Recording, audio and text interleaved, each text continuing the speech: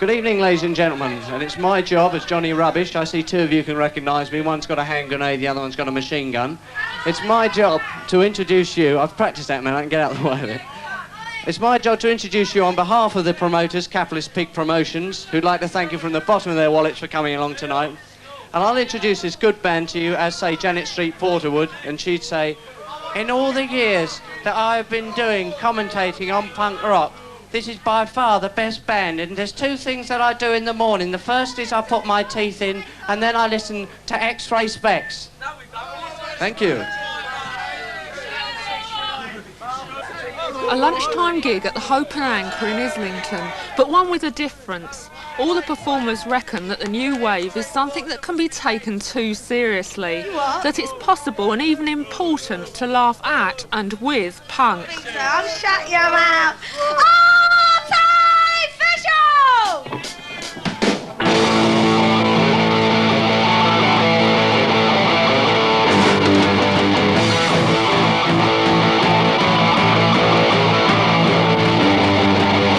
Polystyrene chose her name from the Yellow Pages. Otherwise Marion Elliott, aged 19 from Brixton, she's thought of by the music press as one of the most interesting songwriters to surface from the new wave.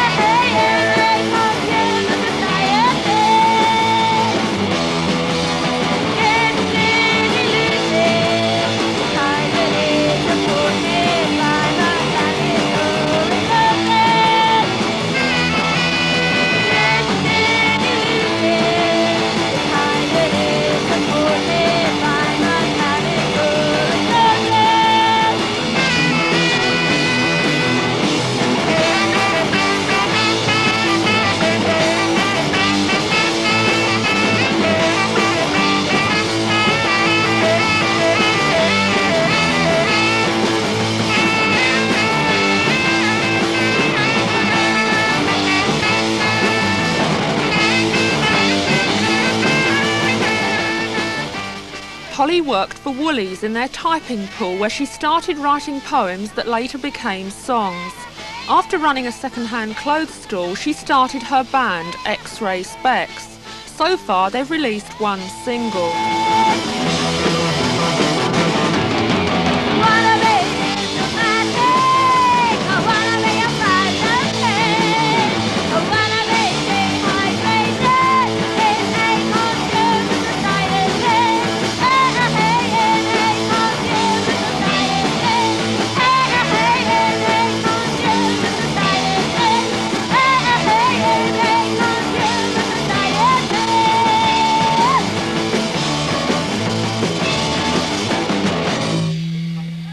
The compere, Johnny Rubbish, real name John Gatward, is 21 and used to be a Quaker Oats salesman. Now he prints T-shirts by day and by night pursues the daunting career of Britain's first punk comedian.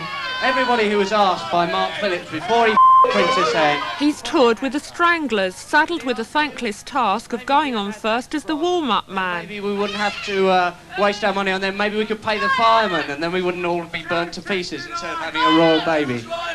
You're all very ready, I'm sure, for one intelligent guy, and it's very strange to have an intelligent guy on this stage. Ladies and gentlemen, John Cooper. Clark.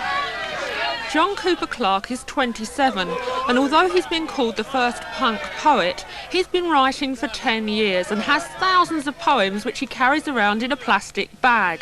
He comes from Manchester and has a single out on Rabid Records. Outside the takeaway Saturday night, a bald kid asked me out for a fight. He was no bigger than a two-penny fart. He was a deft exponent of the martial arts. He gave me 3 warnings, stamped on me toes, stuck his fingers in me eyes, and he kicked me in the nose. A rabbit punch made me eyes explode. My head went dead. I fell in the road. I pleaded for mercy and I wriggled on the ground. He kicked me in the and said something profound. Gave my face a millimetre tread, stole me chop suey and left me for dead. Through pools of blood and splintered bone, crawled a 100 miles to the public telephone, pulled the corpse out the call box, held back the bile, and with a broken index finger I proceeded to dial. Couldn't get an ambulance, the phone got screwed. Receiver fell in half, it had been kung food. A black belt karate cop opened up the door, demanding information about the stiff on the floor. He looked like an extra from Yang Shang Po, like you. Said, what's all this then? So he was a Oriental gentleman, Jen non Zen. He finished his devotion, I was beaten up again. Thanks to that embryonic Bruce Lee, I'm a shadow of the person that I used to be. All my teeth are broken and the cops have got me marked. Enter the Dragon, exit Johnny Clark. What sort of jobs were you doing before you started writing poetry? Oh, I've had thousands of jobs. Window cleaner. Fire watcher. What are you doing at the moment? I'm on the Nat King Cole at the moment. That was a violent one, this one's about nothing.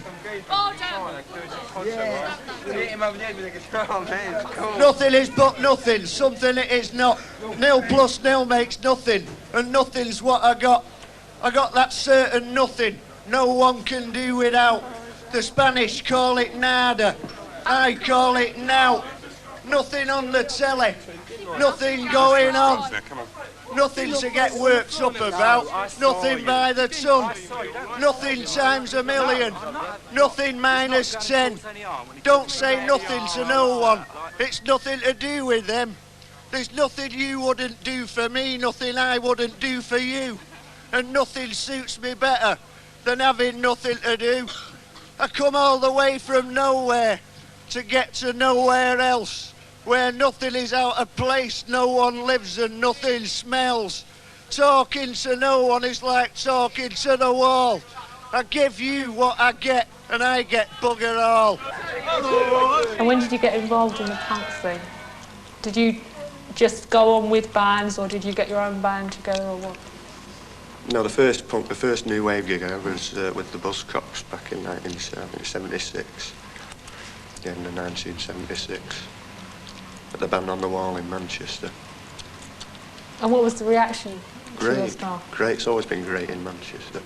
And how does Johnny Rubbish describe his act? Well, you see, I've always said that a lot of people have brandished punks as being unintelligent and stupid. I mean, you have a very intelligent guy sitting here, right? Far more intelligent than me. He can reel out poems and things like that. I can't do that. But basically, I think I have a sense of humour, although some crowds don't agree with that. Isn't he frightened by punk audiences? No, I wasn't scared really at all. I'm not making myself out to be a hero because there aren't any more. But no, I wasn't really. I never really got scared. I mean, it came to the stage once at Dunstable where the tour manager came in, Mr. Decodell came in and said to the band, well, look, if you put him on tonight, you're risking your equipment. You know, your equipment could be ruined. And they just said, no, let him go, you know. And I was ready to go. If a band's got that much faith in you, then you fulfill it, you know, and you don't get scared. I had a crash helmet anyway, you know. I mean, nothing was going to happen to me. Johnny, do you dress to make people laugh or to make them think? I mean, when you put something on, do you think the idea is to make people laugh with you, or? I don't take the right dress seriously. I just like to dress in bright colours and things, you know. Jolly. Well, that's all, just to have a bit of fun, really. I don't want to look sort of serious. I mean, I suppose as well to look really serious and heavy. And in that way, it's a laugh if you're just posing But if you take it really serious, it's just boring and drab. But does Polly take the words she writes for her songs seriously? I don't know really. I mean, it's sort of funny as well, but it's just about it's just saying everything really. Just, you know, bondage, just all kind of restrictions. It's just like breaking away from it all. So it's just like, I want to be free. The next band is X-Ray Specs, who's a very popular one of mine. Ladies and gentlemen, if you would put your hands together, because they're coming on now. X-Ray Specs. Some people think little girls should be seen and not heard. But I think I'm bondage! I'm yours! 1, 2, 3, 4!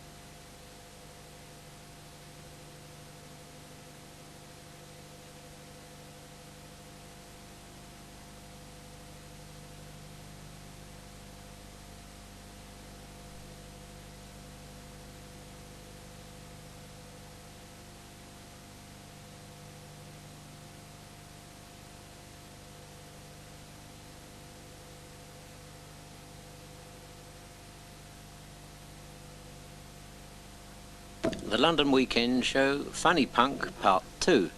Production number 22521. Date of recording 16/1/78, take 1.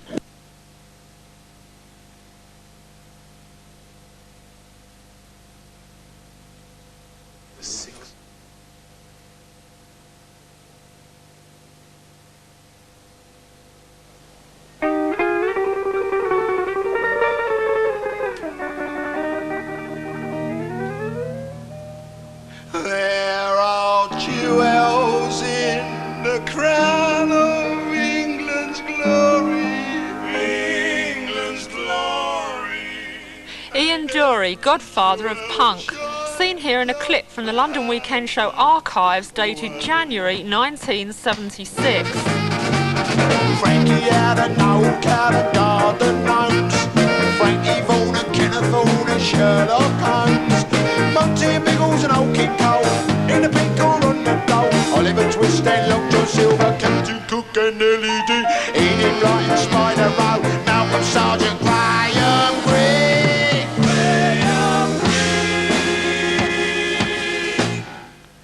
Ian is 35 and went to the Royal College of Art. This band, Kilburn and the High Roads, shocked and amused people long before punk with songs like this one, England's Glory, subsequently recorded by comedian Max Wall. And everyone could tell a different story, and show old England's glory something new. Nice bit of Kipper and Jack the Ripper and Upton Park, Maxie Miller, Gracie Schiller, Petulia Clark, Winkles were Barnes, Walnut Whips, Vera Lynn and Stafford Cripps, Lady Chatterley, Muffin the Mule, Winston Churchill, Robin Hood. Ian, who had polio as a child, was wearing safety pins in his ears while the Sex Pistols still used them in nappies. After a year devoted to writing, he's back on the road with a new band, the Blockheads. Last week I talked to him in the sitting room upstairs at the Hope and Anchor. So you're offending people and making really good music before Yeah, I the wasn't new wave setting out to started. offend anybody, be honest with me.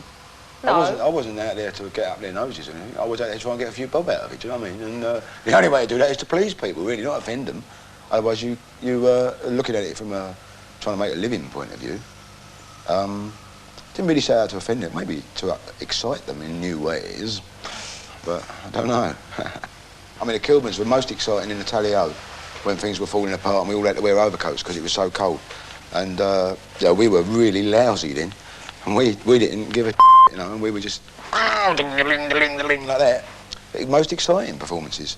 But then we all got worried about it, you know. Oh, we are out of tune, aren't we? Oh dear me, like that. And so we all started working on it and got extremely boring for a bit. When there was the article in the Evening Standard that Molly Parkin wrote about you that had the headline "Cripple Rot," what did your mum think about that? She don't mind. No, she don't mind. They used to come up to her when she was a health visitor in Upminster to say, "Mrs. Dewey, is your son a tramp?" Like that. And she'd go, like that. And she had to see all the mums and that with their kids, right? And me walking about in Upminster upsetting everybody. So she's got used to that. She thinks I'm a bit of a rascal, but she smiles upon it, really. Thinks I'm far too old for this kind of thing, I think. I mean, the bands you've been with have changed I personnel. know the Kilburns had 36 drummers in 3.5 years. All of them were. What do you, Nothing. I mean, what do you want to do next?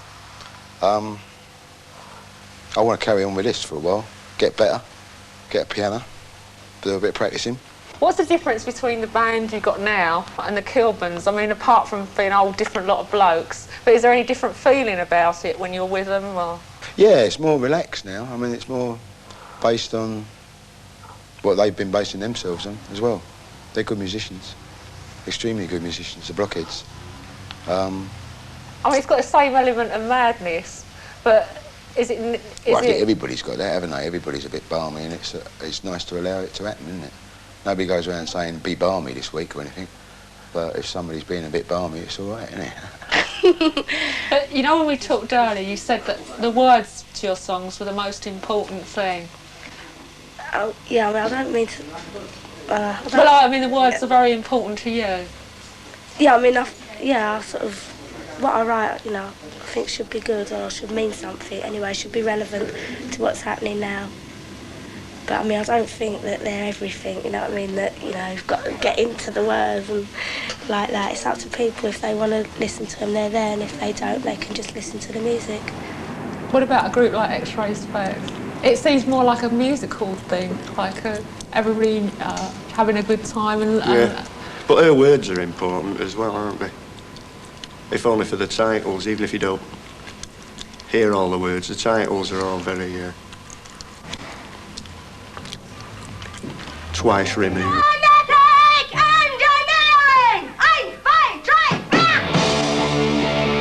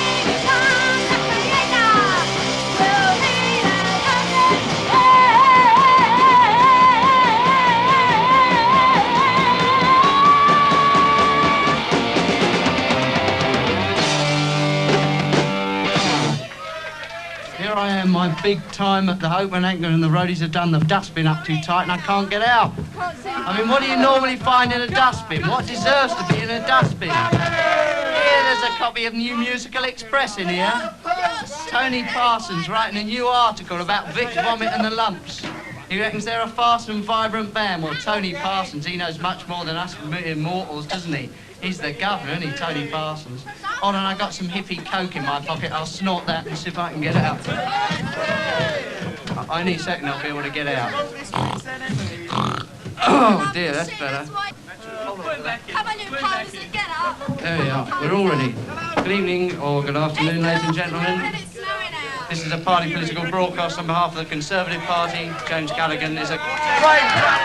Oh, all fallen over. Who out there likes West Ham? Thought we might get that. And who out there...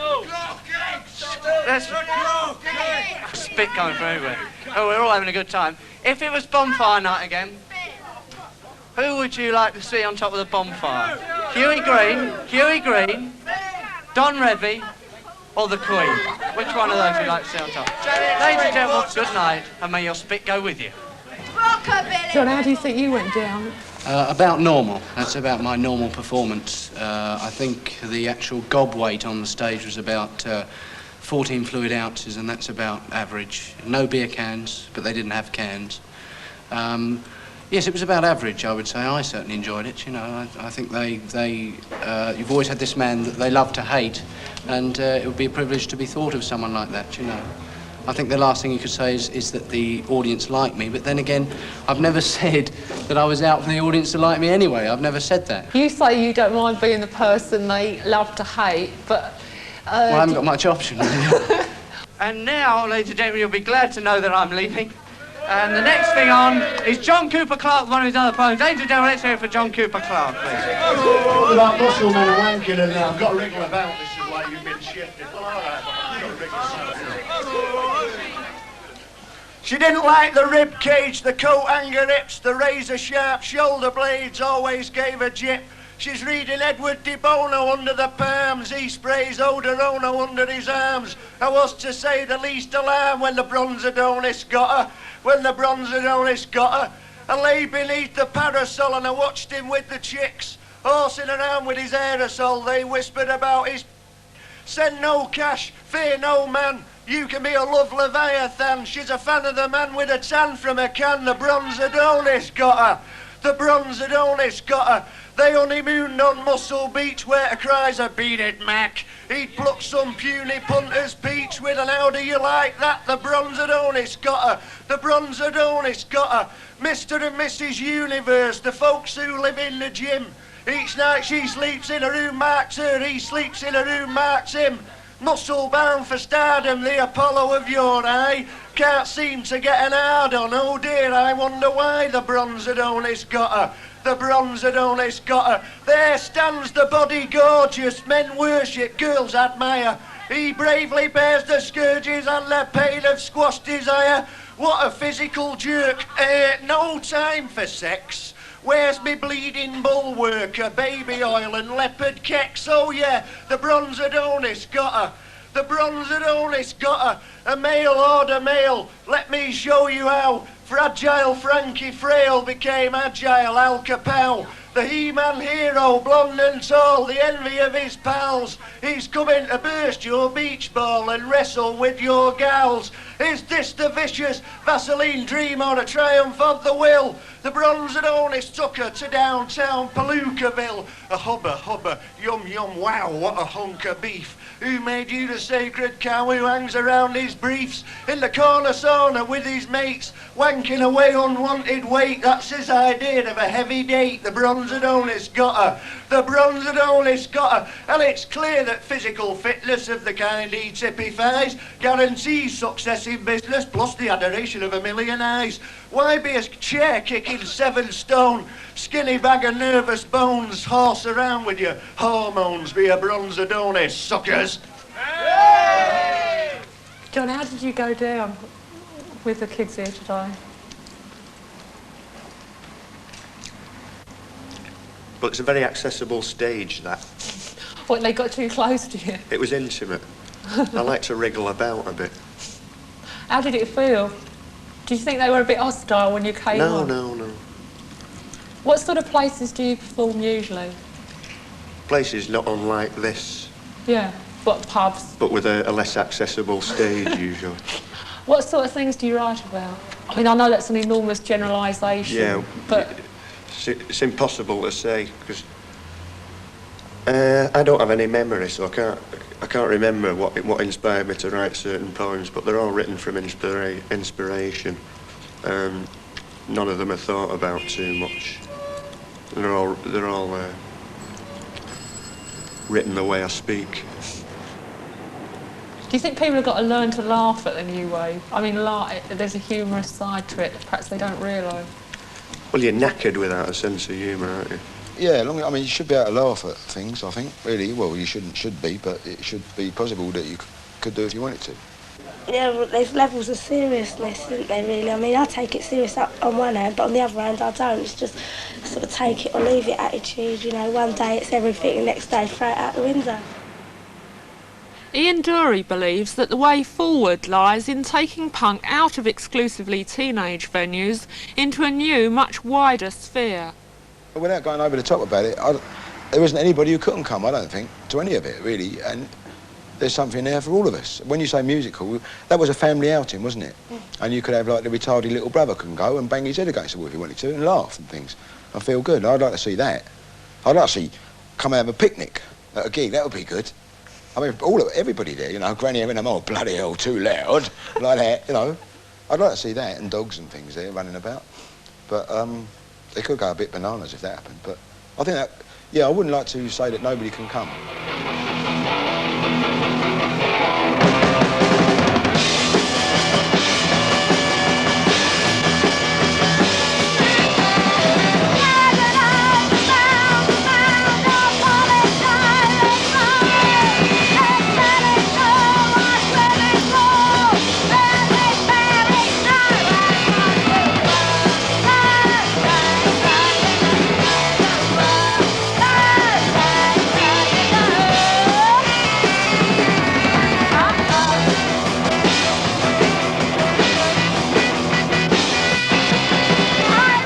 I couldn't imagine anyone more different to someone like Elkie Brooks and the last kind of generation of lady singers.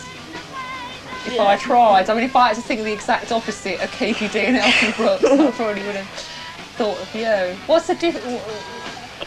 Well, they play to men. I mean, that's their thing, isn't it? They're playing they're playing on sex and on, you know, show.